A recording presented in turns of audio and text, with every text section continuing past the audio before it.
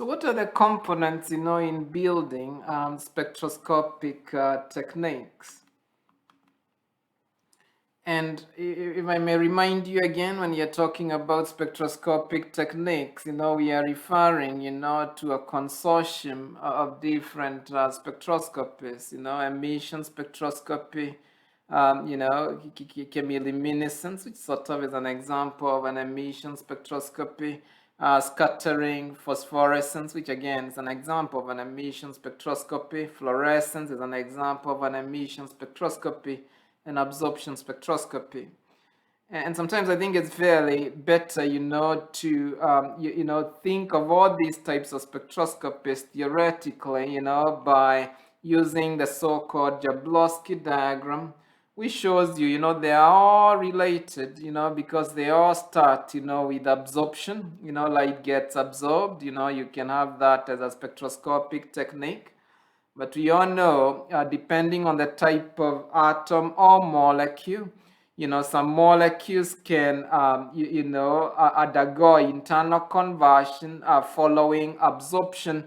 And this is unique in terms of, this is where you've got one singlet, that overlaps, with another singlet.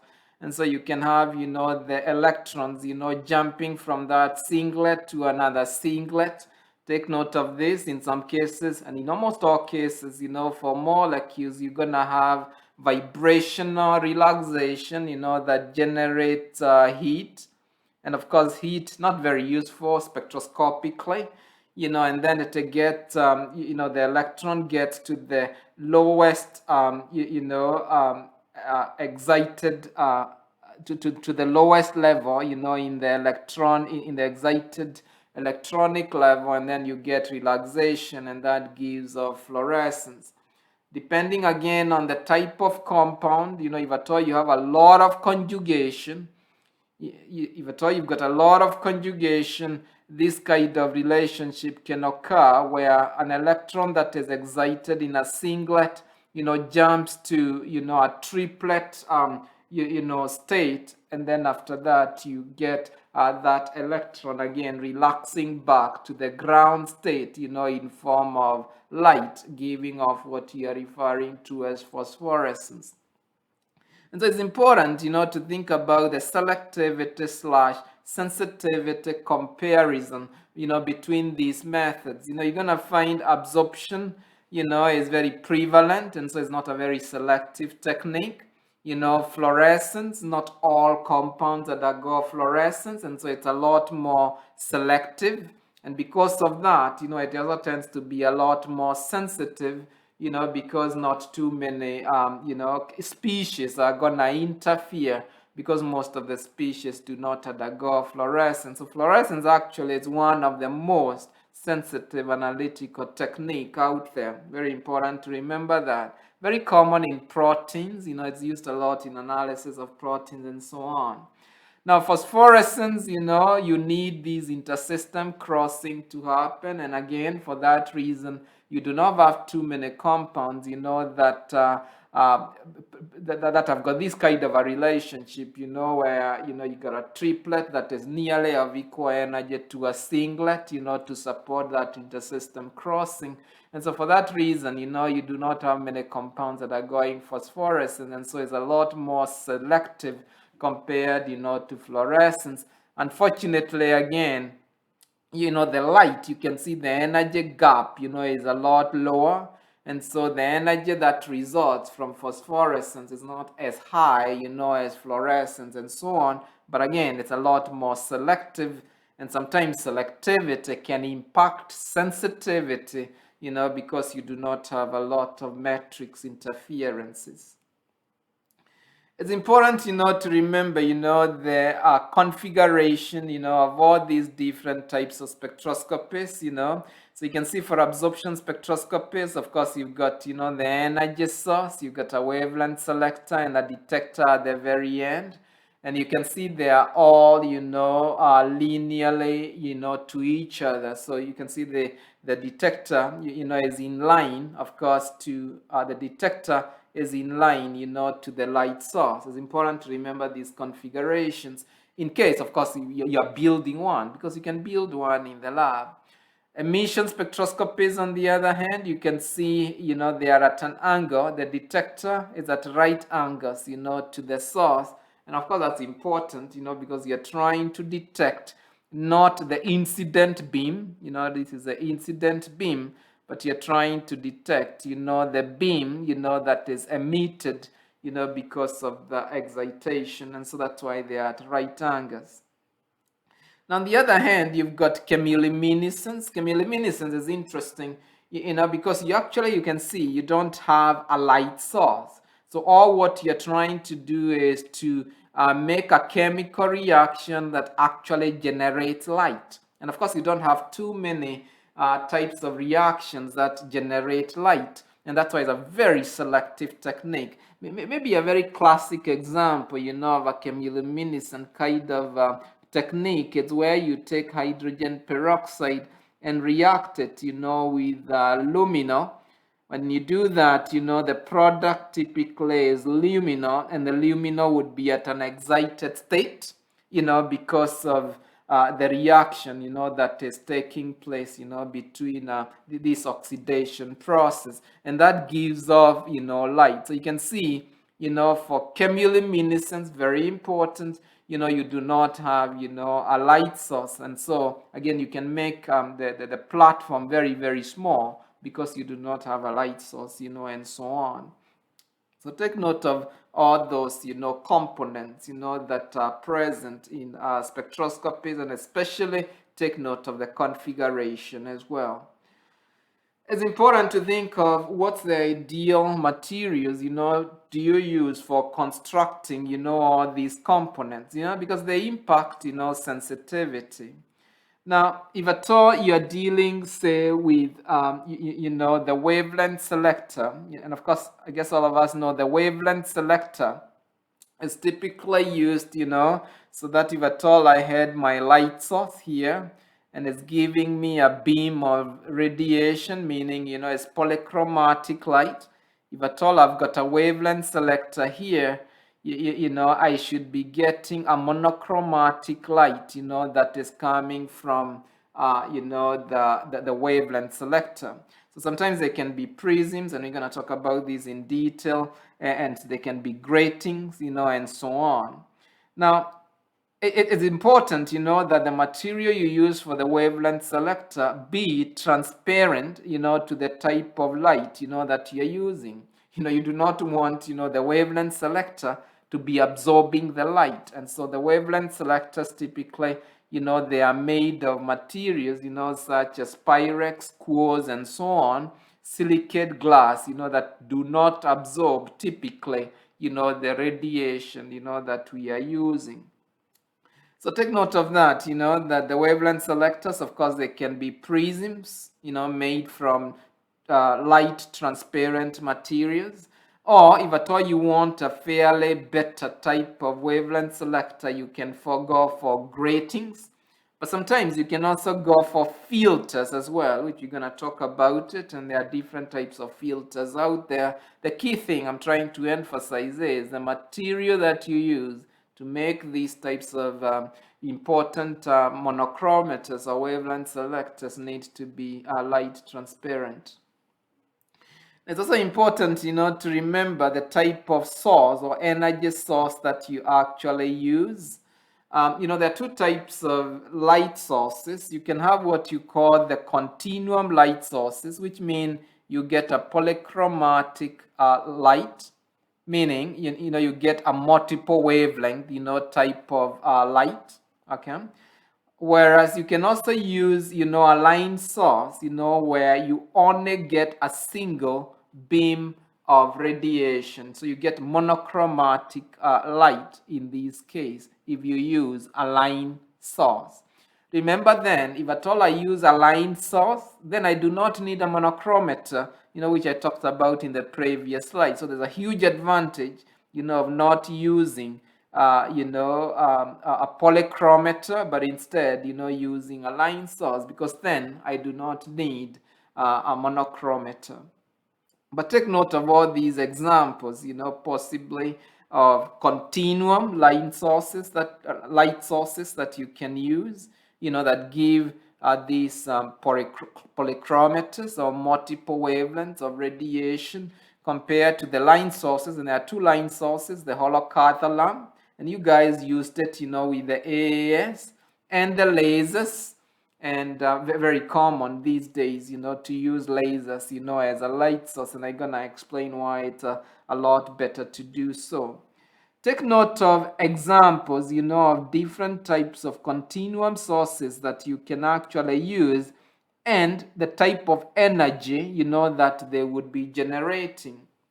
And you're gonna do this this week, for example, with the HPLC. You're gonna be using a diode array detector, and for that reason, you're gonna be using UV absorption. And if at all you're using UV absorption, it means the type of light that you need is the one that is gonna emit in the UV range. Typically, that will be a deuterium lamp. If at all you're interested with a visible light, you would typically use a halogen lamp, or sometimes people use an argon lamp or a xenon lamp.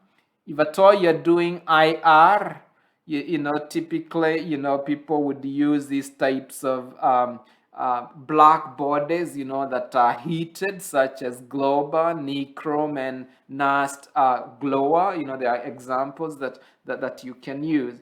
So it's very important to at least, remember to give an example of each one of these types of lights that you can use for very specific types of spectroscopies: UV, visible spectroscopy, and IR.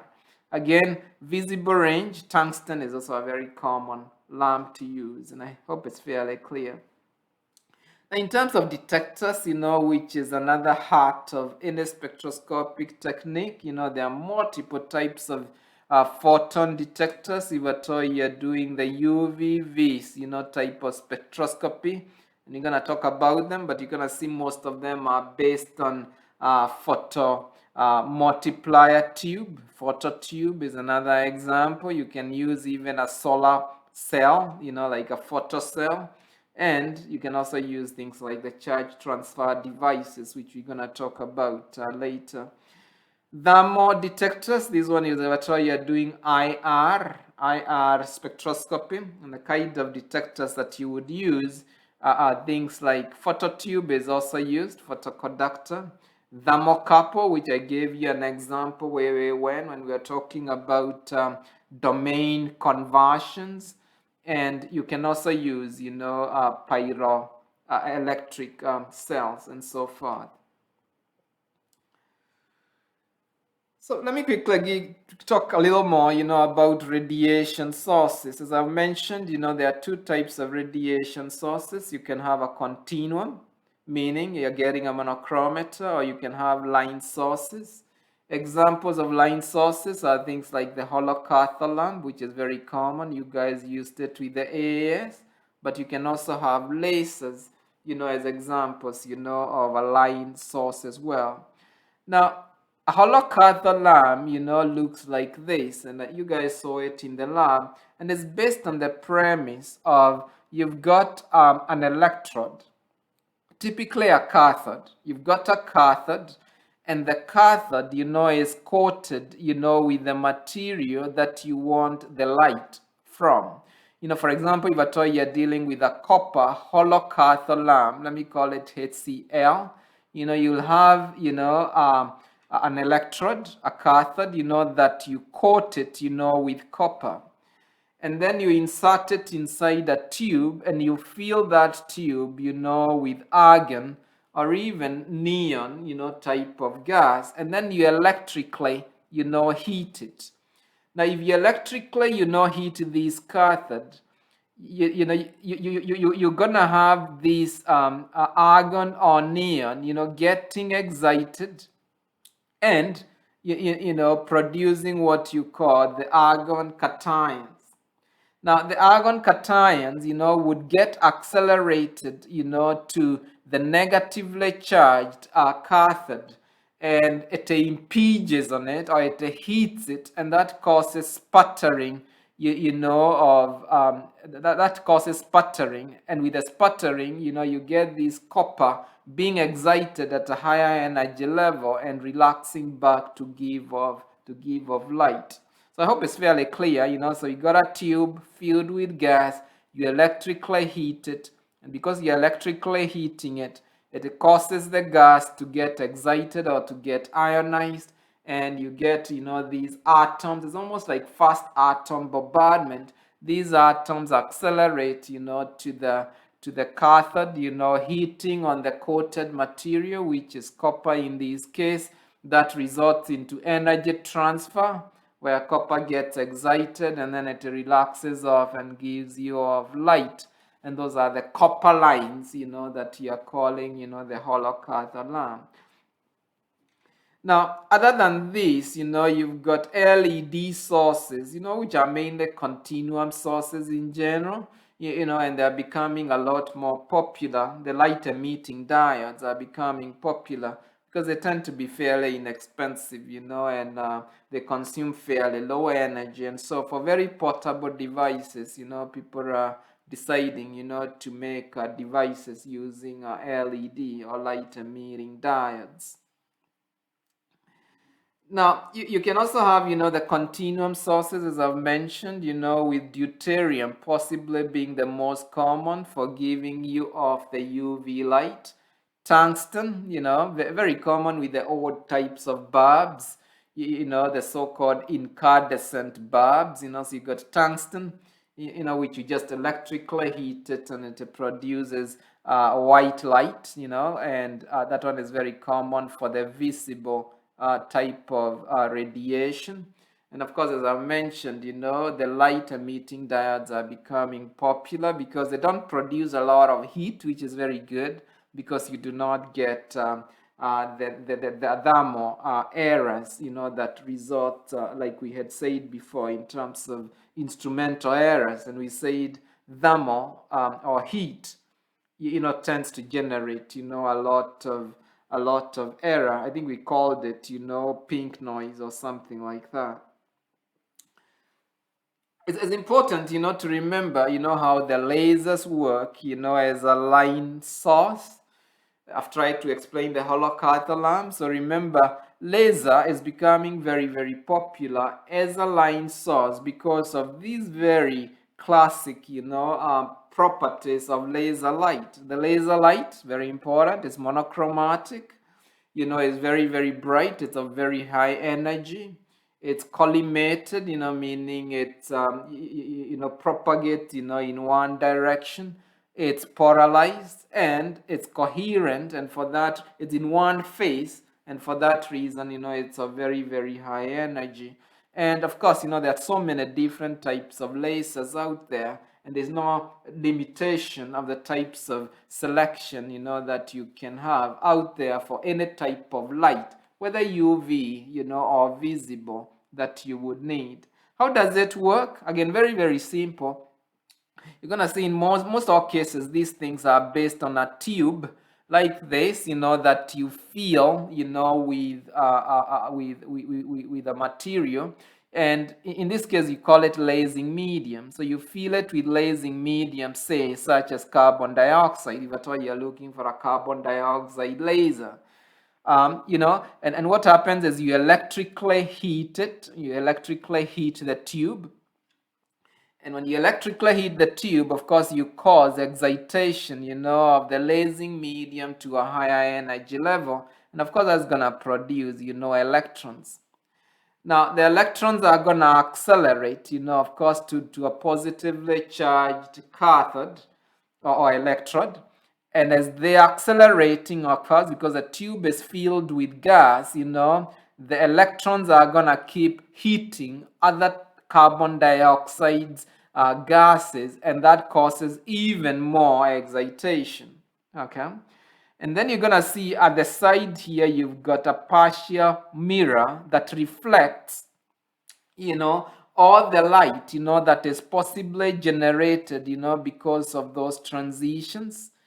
And it is reflected back, into this other mirror here that is fully reflective. So this one is partially reflective mirror. This one is fully reflective mirror. And so you get actually the light that is generated, from the primary transitions, being reflected back and forth, back and forth. And that, of course, causes even more, even more excitation as it comes into contact, with the other lasing media, that is present. And because of that, you are getting a lot of amplification, because of that back and forth, reflection or reflectivity, of that light. And because of that, you are making the energy very, very energetic. For that reason, that's why LASES actually is an acronym, and it stands for light amplification. And the reason it's being amplified is because of those reflective mirrors, that are causing it to reflect back and forth. And only a portion of it actually get transmitted through this partially. Often it's 95% transmissive, so it gets to transmit a little bit of the laser light through. And so this is called light amplification by stimulated emission of radiation. So it's an acronym that stands for that. So with lasers, typically, you've got what people call population inversion, which is very rare. And population inversion, is a situation where you've got, most of the analytes or most of the components inside the lasing medium being at an excited state. All right, that is what you call population inversion, because at any given time, in normal situations, the lifetime of a molecule in an excited state is very, very low. So at any given time, you've got most of the molecules in the ground state. However, with lasers, because of this light amplification, this multiplex of collisions, you get this situation, where you've got a larger population of the molecules in an excited state, and that creates a so-called population inversion. And with the population inversion, that means intense energy that you're getting, from the lasers. So I hope you understand, how the lasers work. Now, the other type of light that you would need is when you're doing IR spectroscopy. You need an IR source. So in that case, of course, you're looking for an infrared radiation. And just to simplify this, all of them are really based on black body radiation. So they are meant like the NAST glower, or what it is, it's a ceramic, that is electrically heated until it becomes red hot. And then it gives off, heat. And of course, heat is what you refer to as infrared. So it's an electrically heated black body. Globa, again, is silicon carbide, which is an electrically heated, essentially, wire made of silicon with carbide, to make it black. So again, you can see that it gives off infrared radiation. So again, hopefully, you can enumerate, some of these different types of light sources that we have discussed. The next component, that's very important, with spectroscopies, of course, is the wavelength selectors. Now, the wavelength selectors, again, are very, very important if at all I'm using a continuum source of radiation. If at all I'm using a light source, I really do not need a wavelength selector until, of course, after the sample. Okay? After the sample, you're going to need a wavelength selector, whether you're using a light source, a line source, or a continuum source. And of course, you can check, the configuration that I've already talked about before. Now, you can use monochromators as a wavelength selector, or if at all you are making a very inexpensive type of instrument, you can just simply use a color filter, as your absorption filter. Okay, so you all know, if at all you take a plastic, and coat it, with a certain color, it can absorb, certain types of colors. and that it can be used, as a filter, as an absorption filter. But if at all you're making, a slightly better device, you can use what people refer to as, an interference filter. Because, with the absorption filters, they become fairly hot actually, as light, is getting absorbed. And of course, that's never a very good thing in any instrumental technique. If at all it's heating up, it means there's gonna be some error resulting, from the thermal noise. So interference filters, are very, very common, and they are better, than absorption filters. The interference filters, as the name suggests, they all work, on the premise of constructive and destructive interferences, when light, which behaves as a wave, combine waves, that are coherent, then you get an increase in intensity of that wave. However, on the other hand, if multiple waves impinge on each other and they are not coherent, you get the destruction, of that wave. So typically it looks like this. The interference filter is a sandwich.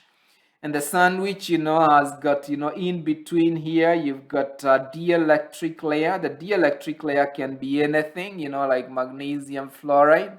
In fact, in some cases in my lab, we've been making dielectric layers using polymers, using polymers like photonic.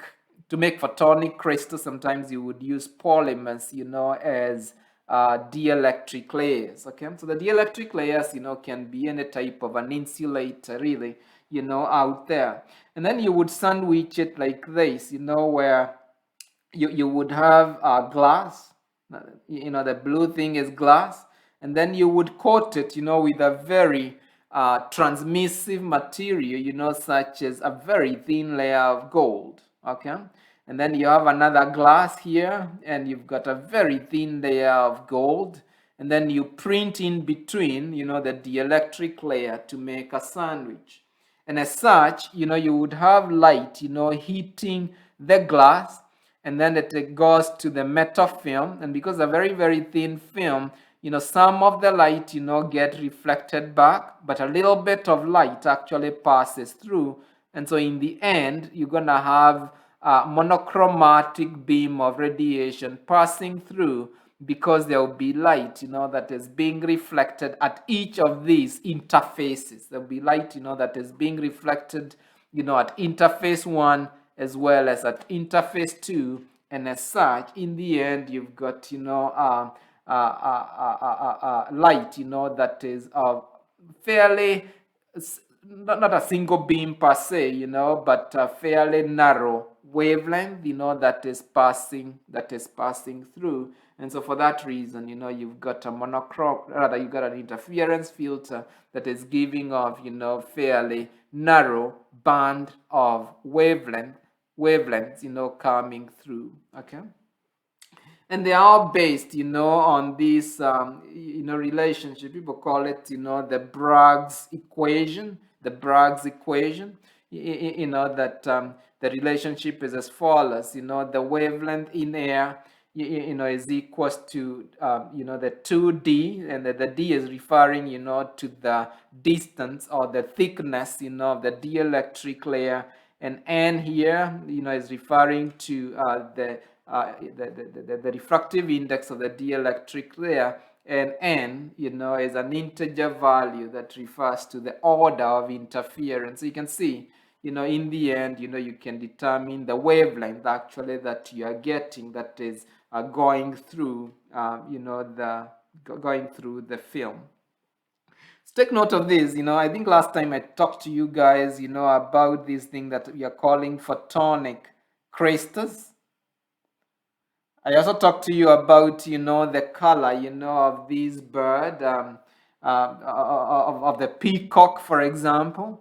And it's actually based on this premise, of interference filters, because of the way the feathers are layered, and so the light, gets reflected back, depending on the layers, of the feathers that are present. So again, people are using that type of technique to make what you are referring to as smart paints as well, that do not need a chromophore, and that's the basis, of photonic crystals. It's a huge area actually out there of research, and very interesting as well. So sometimes people call these interference filters, as dichroic filters. It refers to the same thing, the dichroic filters. And you can see some of the advantages of dichroic filters over the absorption filters. They do not overheat. They tend to have a longer lifetime also because they do not get bleached. It's a photonic crystal, so it doesn't have a chromophore, so it doesn't get bleached, over time, and that's a good thing. And of course, they tend to give you better, light, in terms of monochromatic light, coming through the dielectric or the dichroic filter. Now, the other type of filters is what you refer to as gratings. Some people call them, holographic filters. And the holographic filters are simply made from a very reflective material, such as aluminum, and then you groove it, using lasers, you make grooves, you make very closely spaced grooves, on a very refractive material. And because of that, if at all I've got light, impinging on those grooves, and I think we talked about that, diffraction takes place. And of course, diffractions means, light is being split into its component wavelengths. And because of that, I can actually separate, the light, if at all it's split into a rainbow. And so that is holographic filters. They tend to give very good resolution, and so they tend to give very, very good, type of monochromator. Okay, and other than using, these lasers, sort of, to groove the aluminum. Sometimes people can use what you call photolithography. I won't talk in details about that. Photolithography. And this is where, you put in, a photoresistive polymer on top of, say, aluminum, and then you shine light, to that material, through a shield, and sort of the mask or the shield, has got the patterns, that you want to imprint, on the polymer. And then the light, when it hits the polymer, it hardens. And then after that, you can develop it, with an appropriate solvent, to dissolve off the parts that have not hardened. And so because of that, you can actually make male grooves. And so you can actually create gratings that way as well, using photolithography as well. And photolithography is a very common technique, out there, and people sometimes use it to make, microfluidic chips and so on. It's a very common technique out there. But again, you can simply also use lasers, to make grooves on a reflective surface, and that becomes your holographic filter, or what you refer to as a grating. So with all these, dispersive elements that we've talked about, you can now assemble it, into a monochromator, okay? So for example, the holographic grating, or filter is what you refer to as, the dispersive element, or the prism is a dispersive element. The other components, of course, would be glasses, like an entrance slit, to let the light through. And then you get, a collimating mirror, such as a concave mirror, so that you can direct the light, onto the dispersive element. The dispersive element splits the light, through diffraction. And then after that, you've got another collimating mirror, so that you can direct the light, to the exit slit.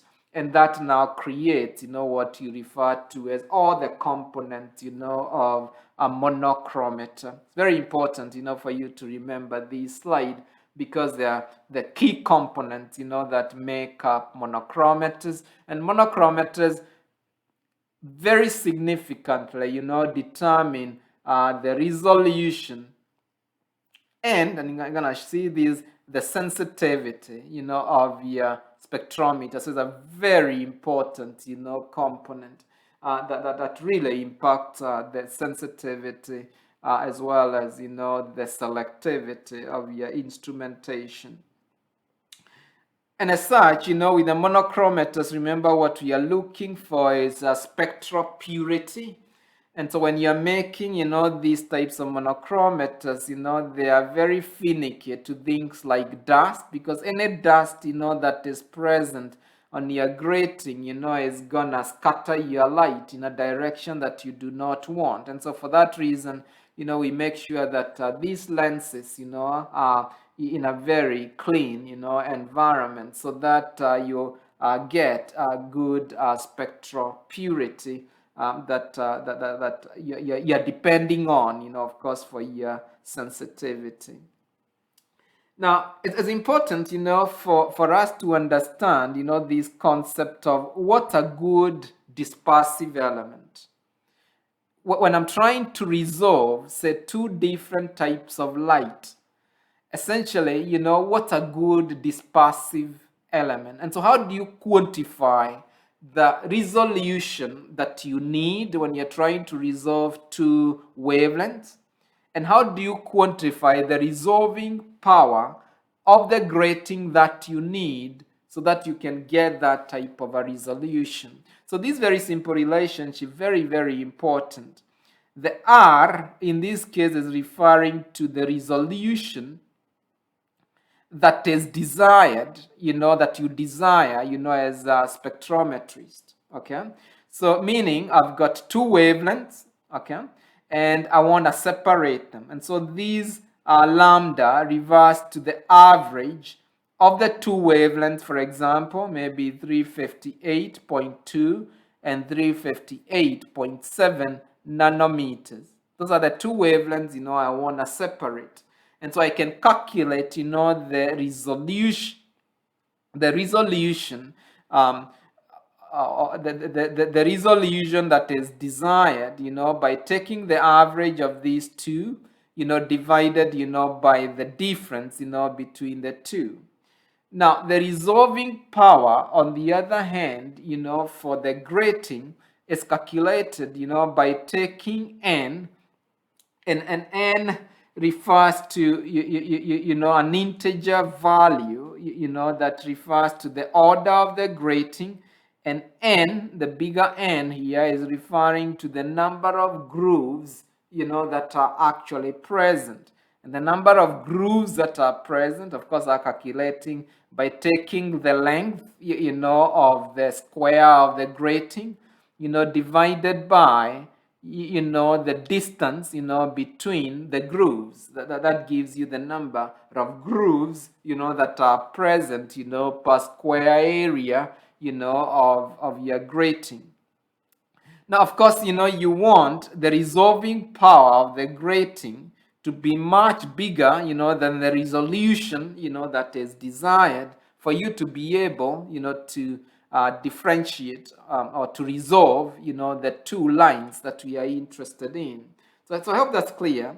That if I give you a question and I give you, a grating, possibly with the diffraction order, that's an integer that is experimentally determined, and then I give you the L, I give you the D, you can calculate the N, and as such, calculate the resolving power of that device.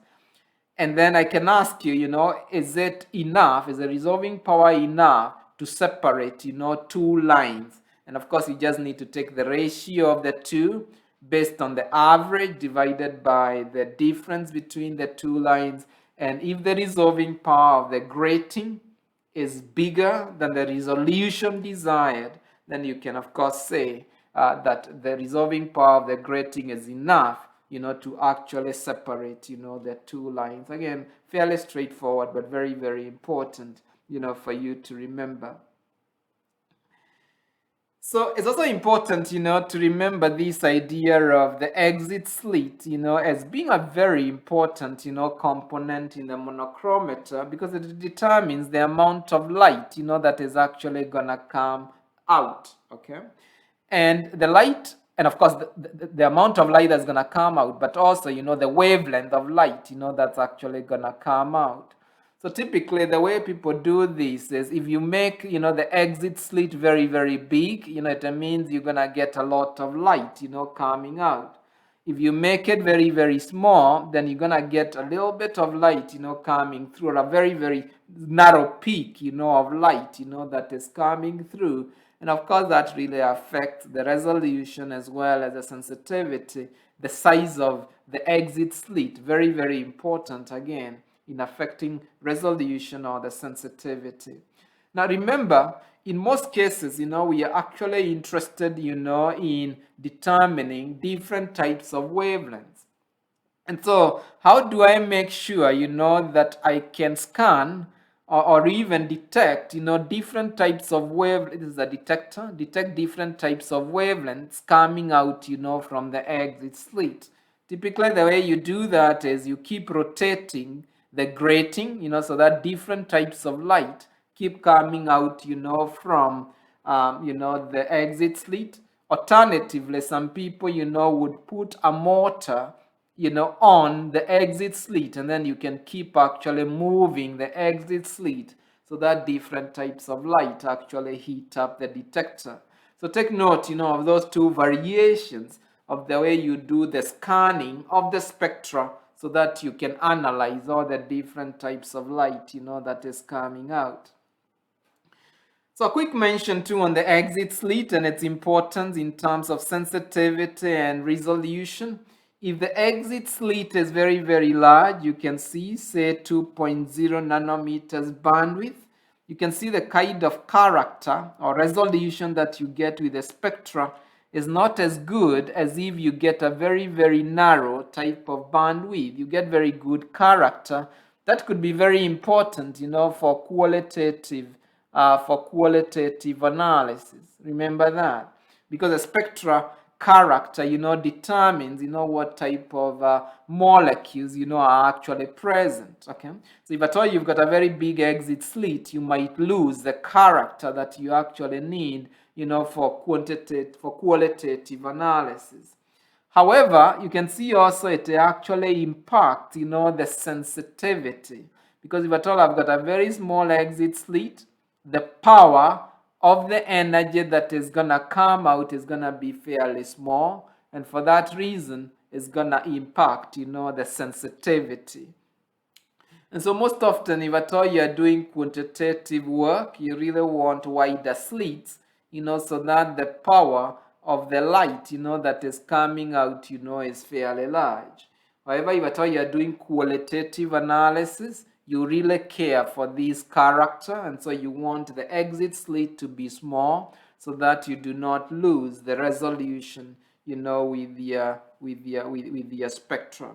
And that's all that I'm gonna say, about monochromators, about light sources, which are very, very important, components of a spectrometer. And in the next lecture, we're gonna talk about the very last critical component, which is the detector.